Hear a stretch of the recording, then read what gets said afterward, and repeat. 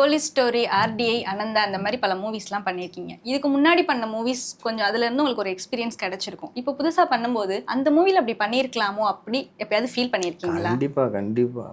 நான் பண்ணியிருந்தா கொஞ்சம் பார்க்கவே பெட்டரா மாட்டேன். இருந்திருக்கும். டிவியில் ஓடக்குள்ள கூட பார்க்க மாட்டேன். ஏன் சார்? ஏன்னா அது என்ன சொல்றது, எப்பயுமே அது பெட்டர்மெண்ட் ஆக்கணும்னு தான் தோணிட்டே இருக்கும். இன்னொன்று ரொம்ப ஓப்பனாக சொல்லணும்னா, சின்ன விஷயங்கள் ஒரு சோம்பேறித்தனத்தால் விட்டுருப்போம். ஒரு கிராஸ் டிசால்வ் போட்டிருப்போம், அது ரெண்டராக இருக்காது, அது அப்படியே இருக்கும். அது டிவியில் திரும்ப திரும்ப திரும்ப திரும்ப ஓடுறத பார்க்கல, அடடா இது என்னடா அது ஒரு 5 நிமிஷம் செலவு பண்ணி அன்னைக்கு பண்ண அது பெரிய மன உளைச்சல் இருக்கும். அதுலேருந்து ஒரு லெசன் வந்ததால் இதெல்லாம் ஸ்டார்டிங் ஸ்டேஜில் சொல்கிறோம். அதுக்கப்புறம் அந்த தப்பை பண்ணுறதில்ல, வெயிட் பண்ணுங்கள், டைம் ஆகும், இதை பண்ணிவிட்டு கொடுக்குறேன். அப்படி இருந்தால் கூட நான் பார்க்குறது இல்லை. ஏன்னா அது அடுத்தடுத்து வேறு அதில் இது பண்ணியிருக்கலாமோன்னு தோண்டிகிட்டே தான் இருக்கும். ஏன்னா அது ரிலீஸ் டைமு அந்த ப்ரெஷரில் வந்து நிறைய இது கொடுங்க, அது கொடுங்க, அது கொடுங்க, இது கொடுங்கன்னு ஒரு மாதிரி இருக்கும். நம்ம என்ன பண்ணுறோம் நம்மளே புரிஞ்சுக்காத அளவுக்கு இருக்கும். அந்த டைமில் கொஞ்சம் தெளிவாக இருக்கிறது தான் நல்லது.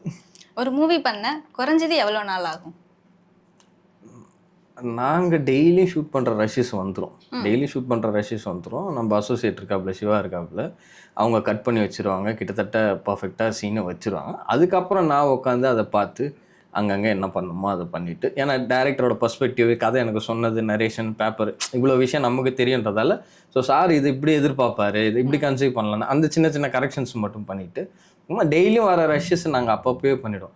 அதிகபட்சம் ஒரு படம் எடிட் பண்ண 20-25 நாள் தான்.